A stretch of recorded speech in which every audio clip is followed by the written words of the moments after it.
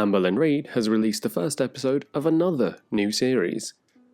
This time she calls it What I Ate Today, a culinary confessional, a cook with me, eat with me showcase of alleged progress. Though this is definitely not a mukbang, it's a no-diet diet.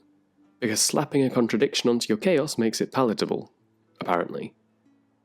Today we dine not just on cauliflower, but on delusion. She begins with breakfast, or as Amberlynn calls it, proof that she's thriving. Chorizo, cheese, eggs, perfectly reasonable, accompanied by raw cauliflower and onion dip, because balance means nothing unless it's arbitrary. She tells us she's listening to her body. She tells us she's not depriving herself. She tells us that outpatient taught her that cravings must be obeyed. This isn't intuitive eating, this is just eating. If cravings were commandments, we'd all be in therapy with a cookie in one hand and a DoorDash bill in the other. Meal 2 is a homemade pasta with chicken and DIY sauce. She beams with pride for boiling noodles and shaking parmesan over them like she's auditioning for MasterChef. She announces triumphantly that she's drinking water. 2 bottles a day, she proclaims, like Moses descending the mountain with sacred hydration commandments. 2 bottles of water is not transformation.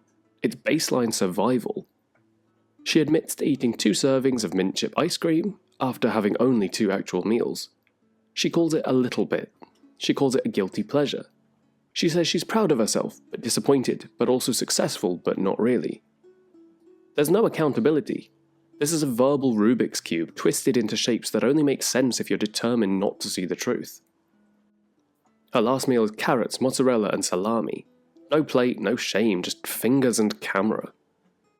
She ends with a segment called Food for Thought, a self-made therapy questionnaire where she praises herself for choosing carrots over chips while nibbling on processed meat.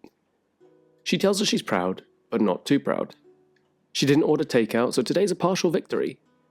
This is the new bar. Did I cook twice and not binge on camera? Yes, then I am reborn. She says she's not going back to doing mukbangs, but the camera's rolling, the food is center stage, and her relationship with consumption, emotional, physical, algorithmic, it all remains grotesquely performative.